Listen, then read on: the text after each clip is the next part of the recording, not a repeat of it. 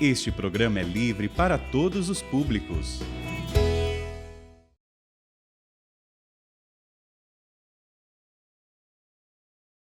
Isaías capítulo 41, é fácil de você encontrar. Isaías capítulo 41, e nós começamos no versículo 8. Mas tu, Israel, meu servo, e é claro, você já está mudando o nome de Israel, o nome de Jacó, pelo seu nome masculino, o seu nome feminino. Você pode colocar sem medo aí o seu nome. Mas tu, meu servo, novamente o seu nome que eu escolhi. E já começa a dizer assim: obrigado, Senhor, pela minha escolha. O Senhor me escolheu gratuitamente, não por mérito, mas por graça. Obrigado porque o Senhor me escolheu. Eu sou um escolhido e assumo agora a graça da minha escolha. Veja, então o Senhor se volta para você, de novo versículo 8, mas tu, meu servo, que eu escolhi, raça de Abraão, meu amigo, e Jesus não está chamando amigo por chamar, ele diz para você que é mulher, minha amiga, tu que eu trouxe dos confins da terra, e que fiz vir do fim do mundo. Até você talvez diga: eu moro no fim do mundo. E o Senhor te fez vir. Você que nos vê agora pela televisão, longe por esse Brasil, em lugares difíceis de a gente chegar, o Senhor está dizendo para você: tu que eu trouxe dos confins da terra, e que eu fiz vir do fim do mundo, a quem eu disse: tu és meu servo, eu te escolhi e não te rejeitei. Eu te escolhi e não te rejeitei. E gente, eu preciso dizer uma coisa já muito importante agora, porque o inimigo é assim, ele é um vencido, e porque ele é um vencido, um derrotado, o que ele quer fazer? Uma vez que ele sabe que ele não vai conseguir a vitória de jeito nenhum, ele já é um derrotado, na cruz Jesus já o derrotou, ele continua ainda vivo, porque como Deus é amor, ele não aniquila nada. O nosso Deus não destrói, o nosso Deus só cria. O nosso Deus não destrói, ele só constrói. Então Deus não destruiu Satanás, Deus não destruiu os anjos rebeldes, não. Apenas os venceu, e os venceu pela sua humildade, os venceu pela sua obediência. Ele é um vencido, ele é um derrotado, mas como ele está ainda por aí, ele quer fazer derrotados junto com ele. Ele quer fazer vencidos junto com ele. É assim. Você vê, por exemplo, um time que perdeu, de futebol, de basquete, de vôlei, de qualquer coisa, até numa gincana,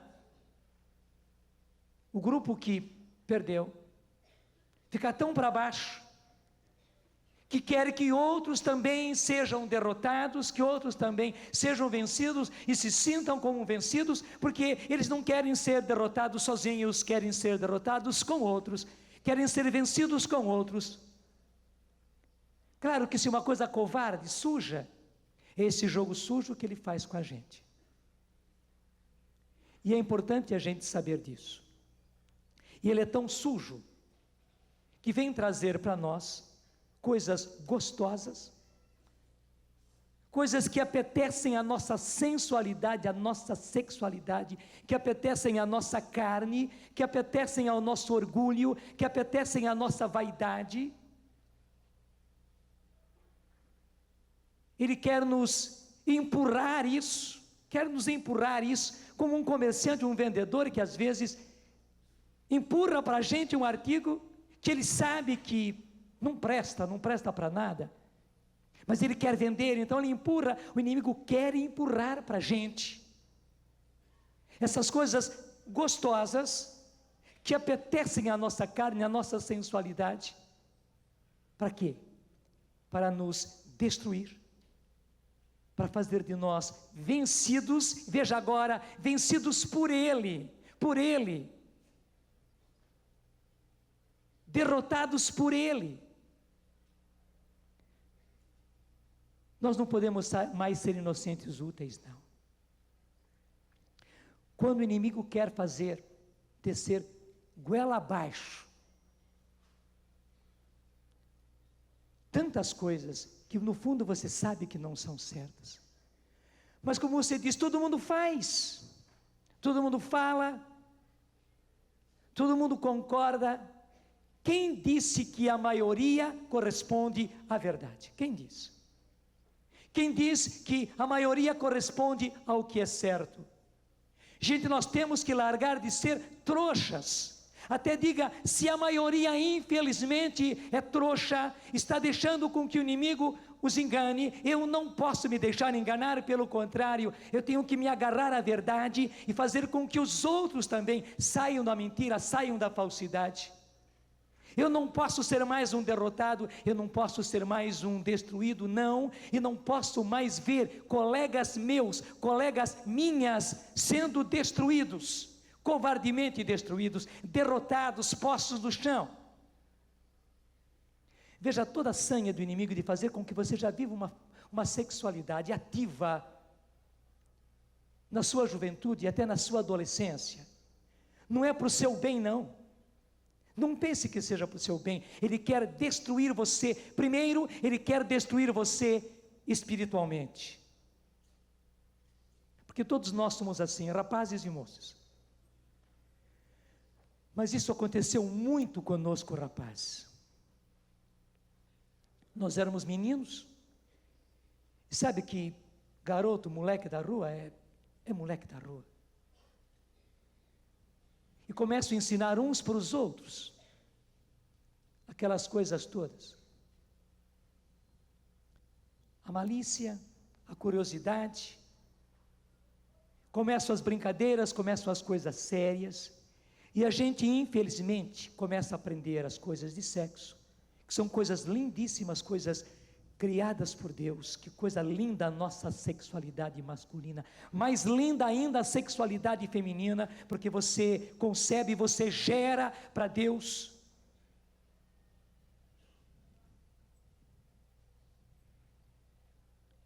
Mas estamos falando da nossa sexualidade masculina, ela é linda, ela é muito linda.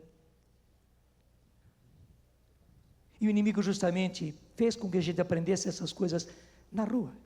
E a gente começou a fazer também, e começando a praticar. Infelizmente, a primeira coisa que aconteceu conosco foi uma enorme vergonha de Deus. Igualzinho aos nossos primeiros pais, Adão e Eva no paraíso, quando eles pecaram, a primeira coisa que eles tiveram foi vergonha de Deus. E aquela vergonha gerou um medo neles. O que é que Deus vai dizer? O que é que Deus vai pensar? O que é que Deus vai fazer com a gente? E eles já foram se afastando, se escondendo. Quando Deus veio, como Ele fazia todas as tardes, como diz a Bíblia. Claro, essa é uma linguagem muito plástica para dizer a intimidade que eles tinham com Deus, que Deus tinha com eles. Quando Deus veio, eles estavam escondidos, não queriam se apresentar. Por quê? Por vergonha. Gente, foi isso que aconteceu conosco. E quantos rapazes, quantos de nós, meninos ainda, por vergonha, porque tínhamos, graças a Deus, vergonha na cara, e sabíamos que aquelas coisas eram erradas, sabíamos. E é interessante que a gente, como menino, tem uma sensibilidade muito mais aguçada. A gente percebia, nós não tínhamos explicação intelectual por que é que aquilo era errado. Ninguém nos falou que era errado. Muitas dessas coisas, ninguém, não foi pai, não foi mãe, não foi professor. Não, era a nossa própria sensibilidade capaz de perceber o que é certo e o que é errado, e na simplicidade de menino, nós sentíamos forte, aquilo era errado, mas nós éramos fracos e fazíamos, e por isso nos afastamos de Deus. A gente então já não comungava mais, porque também tinha vergonha de voltar a se confessar uma vez, e outra vez, e outra vez. Então deixou de comungar, deixou de confessar, deixou de ir à missa, deixou de ir à igreja. Mesmo nas nossas orações a gente não tinha cara de falar face a face com Deus, porque a gente sabia das coisas que a gente fazia. O que estou falando de rapaz, eu posso falar das moças também. Só que a gente que é homem teve essa experiência, e talvez antes que vocês, talvez mais forte do que vocês. Mas que aconteceu conosco e com vocês a mesma coisa? Aconteceu. Nós acabamos ficando com vergonha de Deus, medo de Deus, e nos afastamos. E é claro, longe de Deus, longe da igreja, sem os meios que Deus nos dava, da confissão, da comunhão, da oração, nós ficamos mais fracos ainda, e daí quando chegou a nossa adolescência, a coisa transbordou. Quando chegou a nossa juventude, então, se você vai ver bem, foi ou não foi uma destruição? Gente, o primeiro estrago, covarde, sujo, que o inimigo fez conosco foi ali, ainda na nossa infância, ainda na nossa adolescência, no início da nossa juventude. Quanta menina também, já estragada nos seus sentimentos, estragada na sua capacidade de amar, estragada também no seu físico. Quanta menina marcada, ainda na sua infância, na sua adolescência.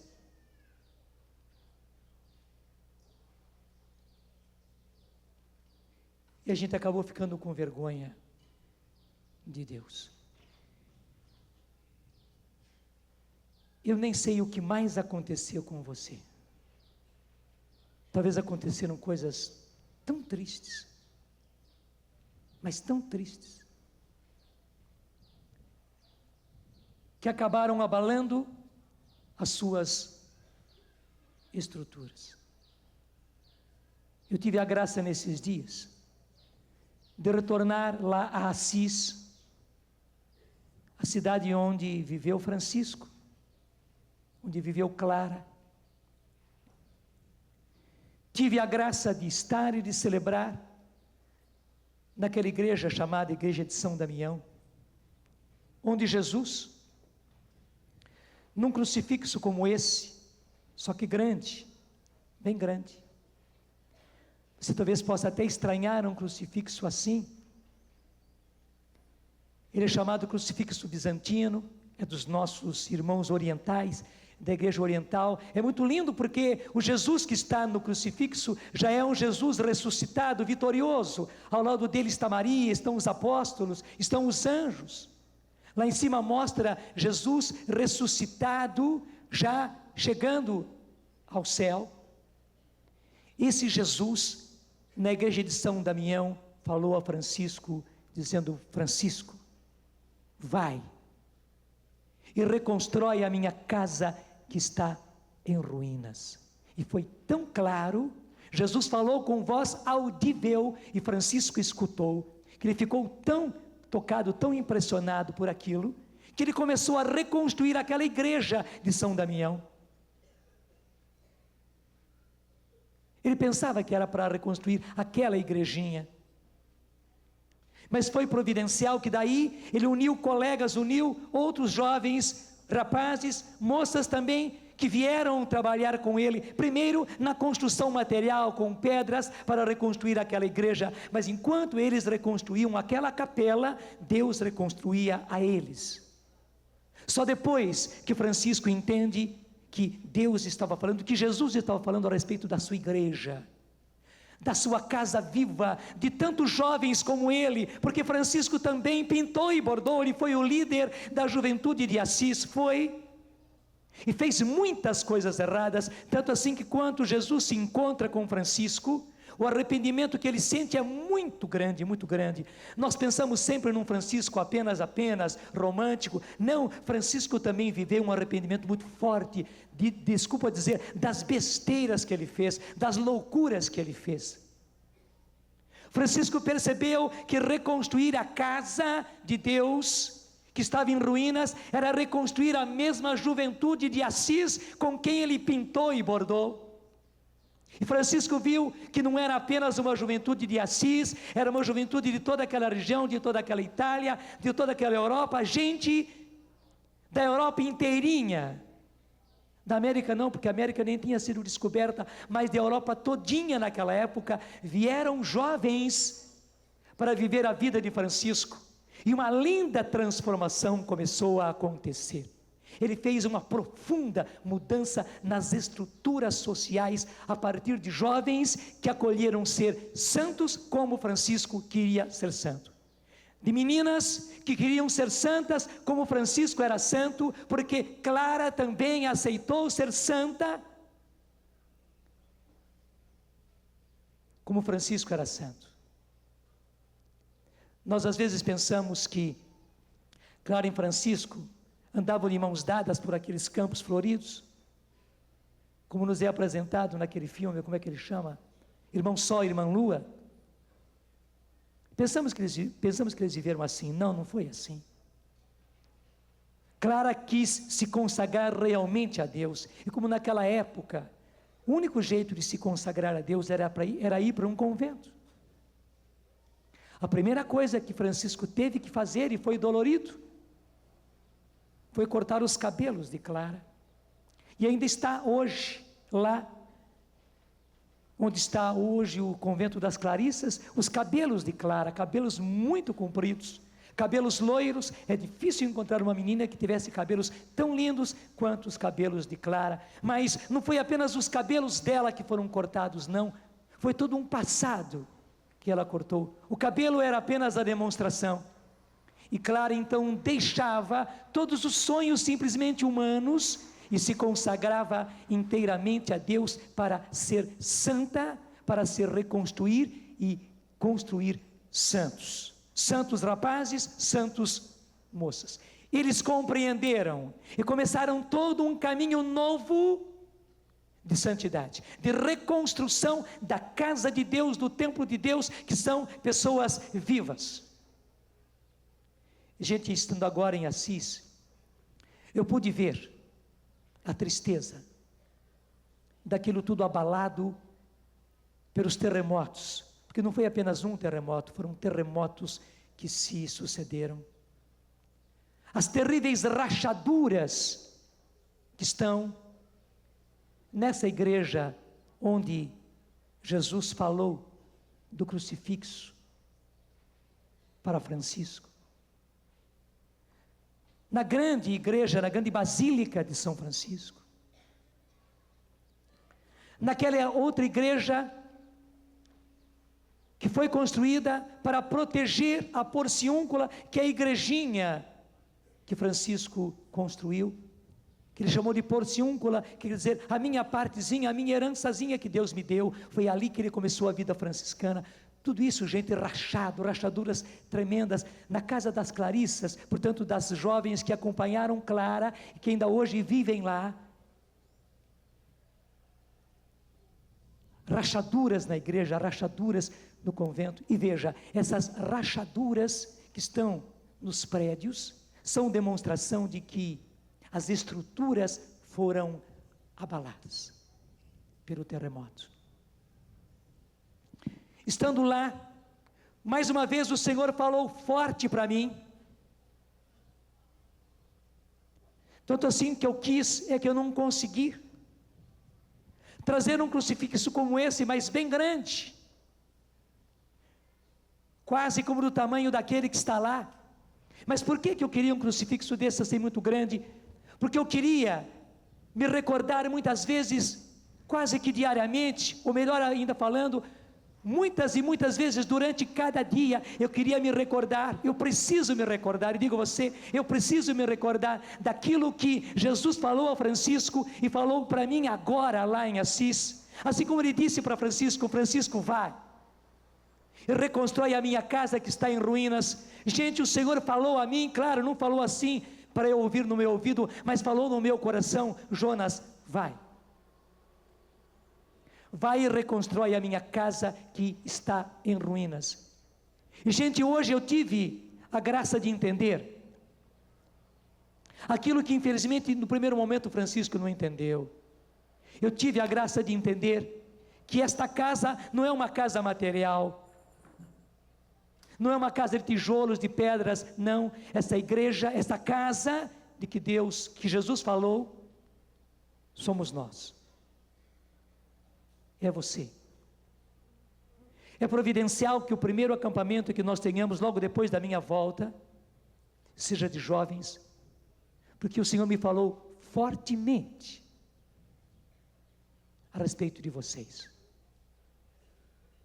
Se eu até agora dediquei a minha vida, consagrei a minha vida, gastei a minha vida como uma vela se gasta pela juventude, pelos jovens, por vocês, saibam que daqui para frente eu me decidi a consagrar a minha vida mais ainda a vocês que são jovens, porque agora para mim é uma obrigação.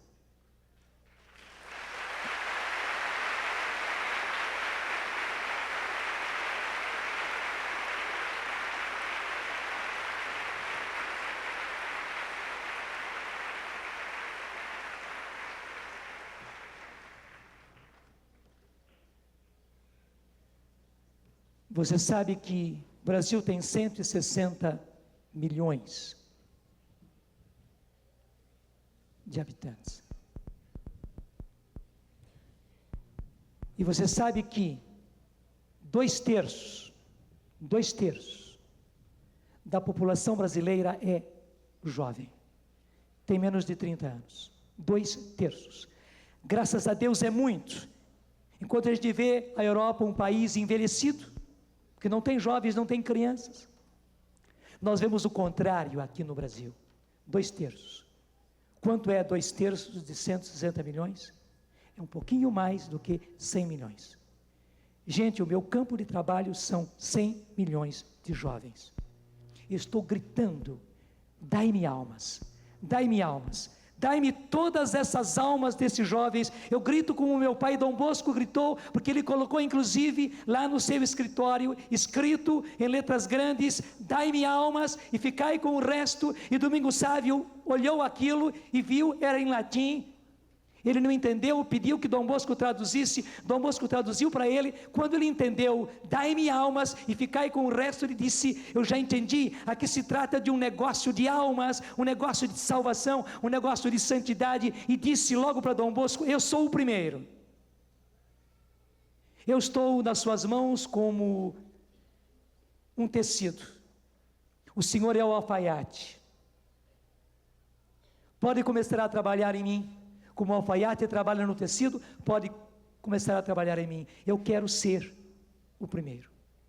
E veja que beleza, com 15 anos, apenas 15 anos, Domingos Sávio foi canonizado, portanto decretado santo na igreja.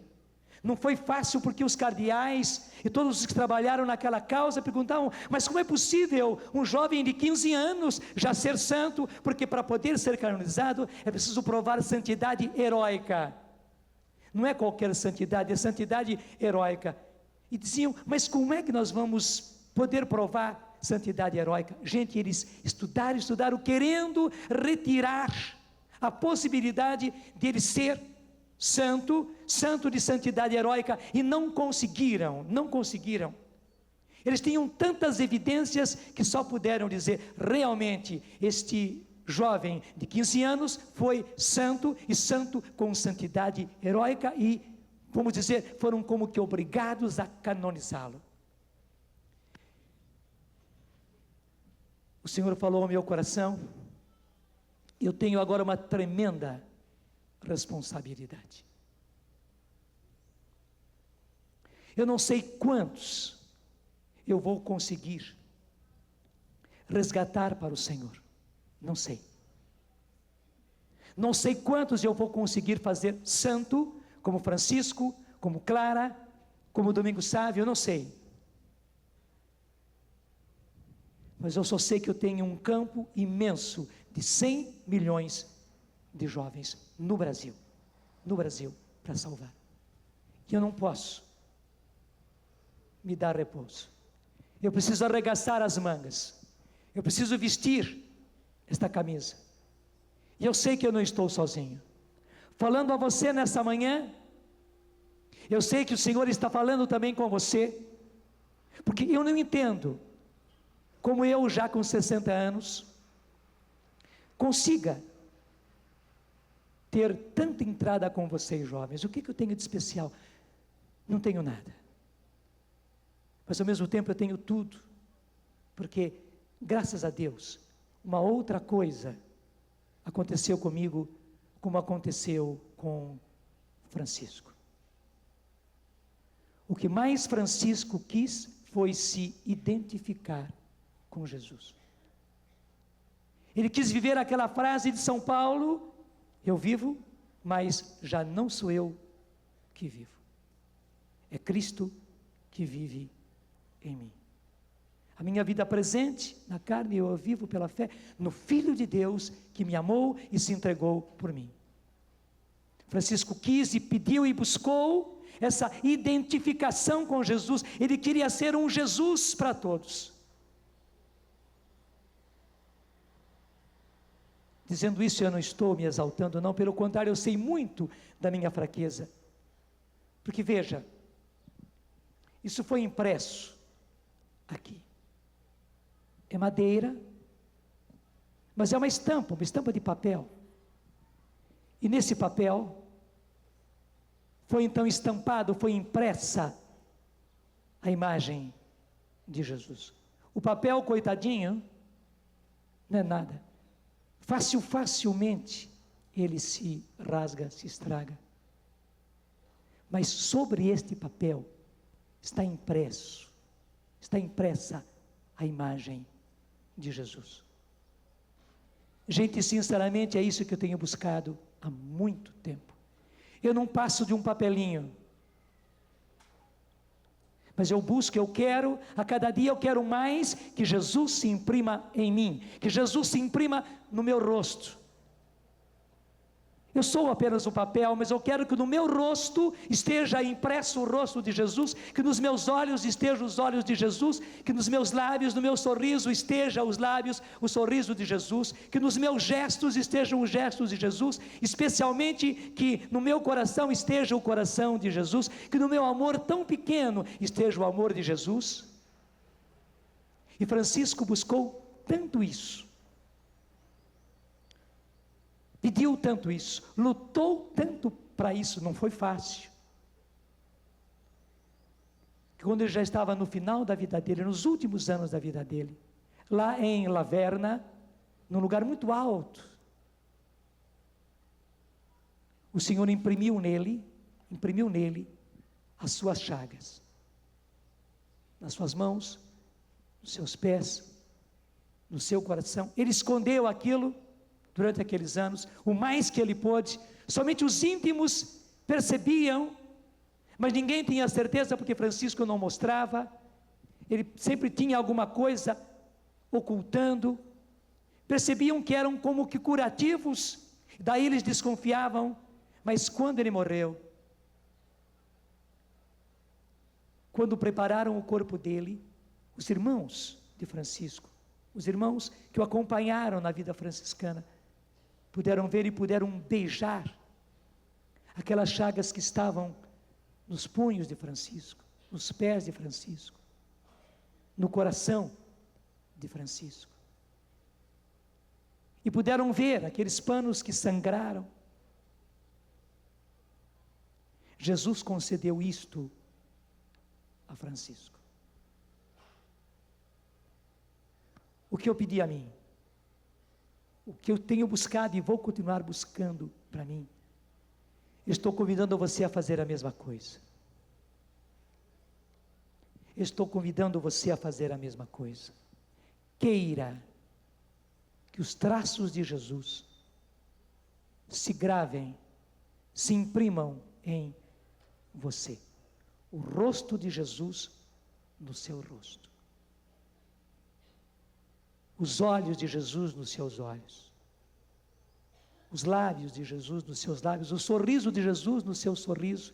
Toda a sua expressão facial, não mais a sua simplesmente, mas a de Jesus. Os seus gestos. Eu diria o seu corpo todo, o seu corpo masculino, o seu corpo feminino, nele impresso o corpo de Jesus, e daí as atitudes de Jesus, os gestos de Jesus, mais ainda no seu coração, o coração de Jesus, para você sentir como Jesus, para você pensar como Jesus, para você amar como Jesus, para você lutar como Jesus, para você ter ardor como Jesus, para você buscar almas como Jesus, como Francisco, como Clara, como eu, como João Bosco, como Domingos Sávio, como você. Gente, nós temos que largar de ser tímidos e dizer como São Paulo dizia e repetiu muitas vezes: sejam meus imitadores como eu sou de Cristo. Porque eu sou imitador de Cristo, me imitem. Claro, Paulo não queria pegar as pessoas para si, mas vocês acham difícil seguir a Cristo, imitar a Cristo, ser como Jesus? Então sejam como eu, porque eu na verdade estou imitando, estou buscando ser como Jesus, estou buscando viver como Jesus. Gente, nós temos que deixar a timidez e querer que isso seja real, que outros jovens, que colegas seus, que até mesmo seu pai, sua mãe, seus irmãos, possam seguir você, porque você está seguindo Cristo. Possam ser como você, porque você está querendo ser como Cristo. Possam imitar mesmo você, não imitar você nos gestos externos, mas imitar você naquilo que você é, porque você é imitador de Cristo. Vamos pedir isso já agora? Me dá um ré maior. Acho que vai um tom bom esse. Jesus, Jesus de Nazaré, o teu semblante eu quero ter, tal qual és tu, eu quero ser. Jesus, Jesus de Nazaré. Entra a orquestra, entremos nós todos, juntos, Jesus. Jesus, Jesus de Nazaré. O teu semblante, o teu semblante, eu quero ter. Tal qual és tu, eu quero ser. Tal qual és tu, eu quero ser. Jesus, Jesus e Nazaré. Levanta o tom, um tom acima, vai lá. Jesus, Jesus de Nazaré, o teu semblante eu quero ver, tal qual és tu, eu quero ser. Jesus, Jesus de Nazaré. Peça isso agora com suas palavras. Vai pedindo ao Senhor. Senhor Jesus, é isso que eu estou pedindo. Senhor, eu quero, Senhor. Eu quero ter o seu semblante, Senhor. Eu quero ter o teu olhar, Jesus, é sincero. Eu quero ter o seu sorriso, Senhor. Eu quero ter na minha face. Eu quero ter os teus gestos, Senhor, nas tuas atitudes. Eu quero ter o seu amor, Senhor. Eu quero ter as suas emoções, os seus sentimentos. Eu quero ter os seus pensamentos, Senhor. Eu quero pensar como o Senhor pensa. Eu quero sentir como o Senhor sente. Eu quero lutar como o Senhor luta. Eu quero, Jesus, ter os teus gestos, ter as suas atitudes. Jesus de Nazaré.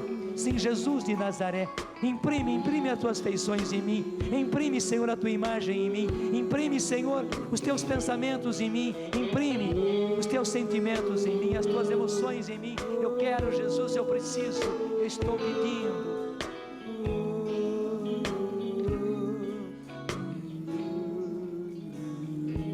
Canta baixinho. Jesus, Jesus de Nazaré, o teu semblante eu quero ter, tal qual és tu, eu quero ser. Jesus, Jesus de Nazaré.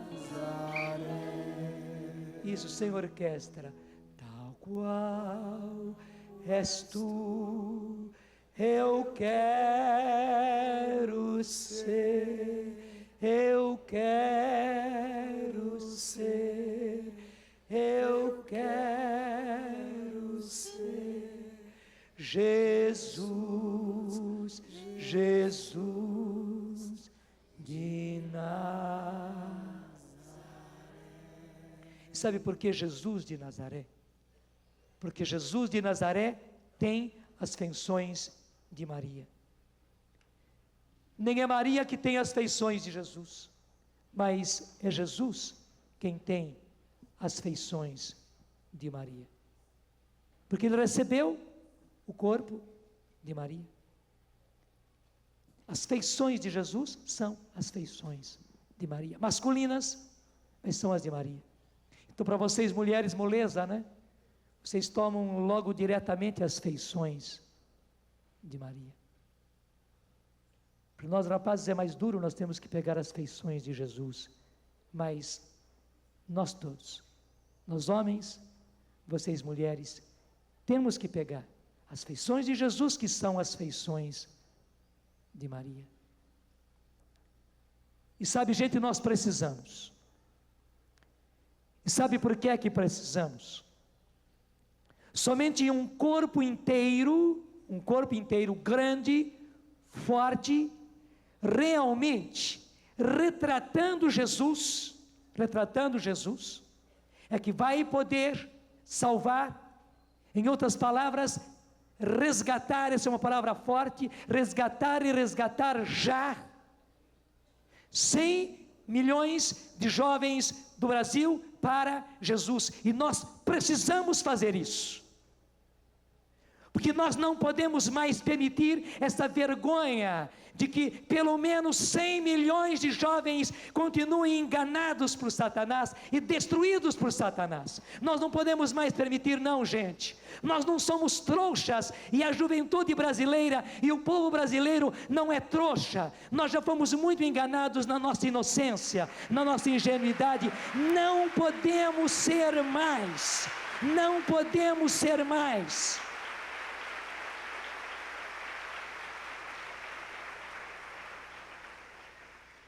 E os agentes de Satanás, porque ele tem agentes que agem, assim como os traficantes, os grandes traficantes, têm os seus agentes que agem por eles. Eles não aparecem, estão sempre escondidos. Quem está exposto são os outros. Infelizmente, Satanás tem os seus agentes, e hoje muito ativos. Eles estão aí nos grandes shows, eles estão nos grandes conjuntos, nas grandes bandas, eles estão nos grandes artistas, eles estão na imprensa, eles estão nas revistas, eles estão nas canções que se cantam, eles estão no rock, eles estão também na música romântica, sensual, eles estão também na música sertaneja super sensual, carnal mesmo. Eles estão nos posters, eles estão nos vídeos, eles estão nos filmes. Os agentes de Satanás estão na televisão, estão no rádio, estão no cinema, estão por aí, estão em pessoas que estão lado a lado conosco, estão também nos traficantes, estão por aí, agindo, e hoje, desavergonhadamente, eles já não escondem mais, não. Nós não podemos permitir que 100 milhões de jovens brasileiros, porque eu quero repetir, a população brasileira é de 160 milhões de habitantes, e nós sabemos por estatística que 2/3 da população brasileira é jovem, com menos de 30 anos. E a grande quantidade está entre 15 e 25 anos, a grande quantidade. Portanto, você sabe que 2/3 de 160 é um pouco mais do que 100 milhões. Gente, o nosso campo é o nosso campo. Eu sei que eu não estou sozinho. Eu estou pelo menos com você.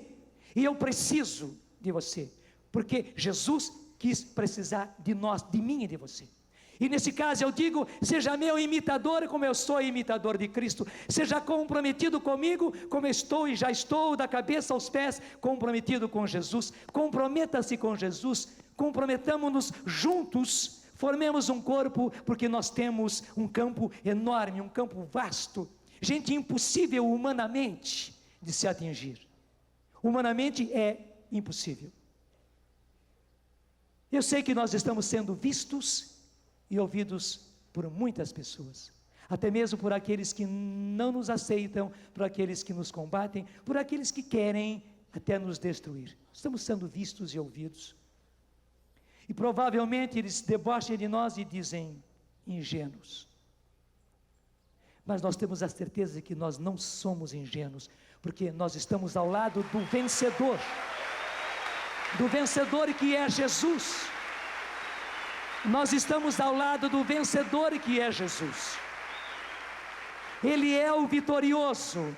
Jesus Cristo é o eternamente jovem. Repete comigo: Jesus Cristo é o eternamente jovem. Todos nós, Jesus Cristo é o eternamente jovem. Sim, gente, Ele é o eternamente jovem, e Ele é que está comprometendo a todos nós. Nós não podemos mais permitir esta vergonha de 100 milhões de jovens brasileiros enganados por Satanás e pelos agentes de Satanás, que só os está destruindo, porque você sabe muito bem, ainda ontem eu recebia uma notícia como essas, de alguém próximo de nós, que voltou da faculdade nesse final de semana, e até que essa menina pegou e entregou para a mãe: mãe, está aqui, olha o que eu recebi lá na faculdade, lá na universidade. Ela está numa universidade. A mãe abriu, ficou espantada: mas, minha filha, o que é isso? Eu disse: mãe, deram assim, deram em quantidade, me deram esse pacotinho inteiro de camisinhas, está aqui. Os agentes de Satanás sabem que a camisinha não resolve, mas eles empurram goela abaixo de nós, justamente, eles não querem saber daquela que é a solução, que é a castidade, que é a santidade. Eles não querem saber, eles querem destruir mais jovens, eles querem matar mais jovens, eles querem dizimar.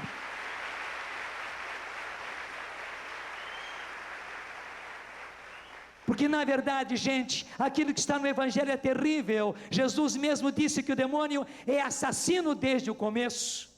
E ele sabe que uma juventude santa é um perigo para ele. Ele não quer uma juventude santa. Ele, pelo contrário, ele quer matar cada vez mais jovens pela sexualidade. E o está fazendo. Eu tenho a certeza que você não é ingênuo. Você sabe que a camisinha não resolve. Porque veja bem, está acontecendo como se acontecesse nos tempos de Oswaldo Cruz. Você sabe o que o Oswaldo Cruz fez, não é verdade? O Brasil estava cheio de febre amarela, de varíola e de tantas outras epidemias que vinham por causa dos mosquitos que picavam as pessoas. O que é que fez Oswaldo Cruz? Ele foi às causas para eliminar aqueles mosquitos, portanto, aqueles focos de infecção, para erradicar com a febre amarela, para erradicar com a varíola do Brasil e tantas outras doenças terríveis que matava a gente em quantidade no Brasil. Agora imagine se Oswaldo Cruz, em vez de exterminar os mosquitos causadores dessas doenças, se ele vivesse distribuindo ao lado do governo brasileiro naquela época véuzinhos de proteção. Então rapazes e moças andassem de véuzinho bonitinho assim, né, por sobre o corpo, para não serem picados por aqueles mosquitos, para não pegarem febre amarela e varíola. Gente, é igualzinho a palhaçada que estão fazendo com as camisinhas, que você sabe que na verdade não resolve nada, pelo contrário, está levando cada vez mais jovens à prostituição. Verdade ou não é? Verdade ou não é? E nós não podemos mais ser inocentes úteis, porque nós sabemos que isso não resolve. O que eu falei da camisinha, o que eu falei da AIDS, você pode falar de tudo, você pode falar da droga, você pode falar da pornografia, você pode falar da sensualidade, você pode falar da bebida, você pode falar de tudo mais, você pode falar do homossexualismo, você pode falar do lesbianismo, você pode falar de tudo. Gente, não resolve nada assumir o homossexualismo, não resolve nada assumir ser lésbica, não resolve nada. É como uma pessoa que assume ser tuberculoso, resolve alguma coisa assumir ser tuberculoso? Não, a gente precisa lutar contra a tuberculose, a gente precisa lutar contra a tuberculose e eliminar a tuberculose da gente e dos nossos colegas. Não adianta nada dizer, seja assumido, só que a sociedade, os agentes de Satanás levam para baixo da nossa goela o nós sermos assumidos. Não. E as leis que querem imprimir para nós, veja que coisa terrível, até mesmo a legalização da prostituição. As prostitutas vão poder ter carteira assinada. Já está aí às beiras dessa lei ser sancionada no Brasil, onde as prostitutas vão poder ter carteira profissional, e dizem eles, para serem protegidas, defendidas dos gigolôs e defendidas da sociedade, elas têm o direito de ganhar honestamente o seu dinheiro. Uma sociedade que chega a esse ponto é uma sociedade apodrecida, mas gente, é mesmo, uma sociedade que coloca leis desse tipo é uma sociedade que não tem cérebro. O cérebro dessa sociedade apodreceu. Desculpa eu falar, uma brincadeirinha, que não tem muita graça, mas você vai entender o que eu quero dizer. Tinha um professor de matemática, excelente professor de matemática, e tinha um colega nosso que era burro toda a vida, que não entendia nada, né? E um dia o professor chamou no quadro, mandou fazer lá um exercício no quadro, e o rapaz não ia para frente, né? Giz na mão, não ia para frente, e o professor perguntou: o que está acontecendo? Estou pensando, professor. Eu disse: por favor, não pense, volte para a carteira, porque quando você pensa, fede. Gente, a nossa sociedade é assim. Quando a nossa sociedade pensa, ela fede. Desculpe a expressão, mas é real, porque ela não tem inteligência, ela não tem cérebro, ela não tem massa encefálica, ela tem sujeira na cabeça. E é preciso dizer as coisas com clareza. E nós não podemos mais ser inocentes úteis nas mãos dessa sociedade maliciosa e depravada. Nós estamos numa sociedade depravada e maliciosa. Gente, e a nossa reação não é sair com cartazes, não é fazer passeata, porque isso não vai resolver. A nossa resposta é a resposta de Francisco. A nossa resposta é a resposta de Clara e de milhares de jovens que o seguiram. A nossa resposta é a santidade. A nossa resposta é a santidade. A minha resposta é a santidade. Ser santo para resgatar o maior número de jovens que eu puder dentro desse campo imenso de 100 milhões de jovens que precisam ser resgatados para Jesus. Vale ou não vale a pena a sua santidade? Gente, não tem outro preço. O resgate desses jovens tem um preço: a nossa santidade. Você não está sendo santo, você não está querendo ser santo só por ser, não. Pelo contrário, você quer ser santo, você conquista como Francisco e Clara a sua santidade, porque ela é o preço, a sua santidade é o preço do resgate de 100 milhões de jovens. Quantos nós vamos conseguir resgatar? Quanto mais santos nós tivermos. Nós só não conseguiremos resgatar esses 100 milhões de jovens se nós não formos santos. Só. Mas se formos santos, tenha a certeza. Tenha a certeza. Porque quando Jesus falou da semente, Ele falou da semente que produz 30 por 1. A menor porcentagem que Jesus disse foi 30 por 1. 60 por 1. 100 por 1. Faça as contas. 1 grão, uma semente, que produz 100, é imenso. Mas veja, uma semente que produz 30, gente. Você produz 30. É uma percentagem enorme. É uma percentagem enorme. Graças a Deus. E veja, essa foi a menor percentagem que Jesus apresentou.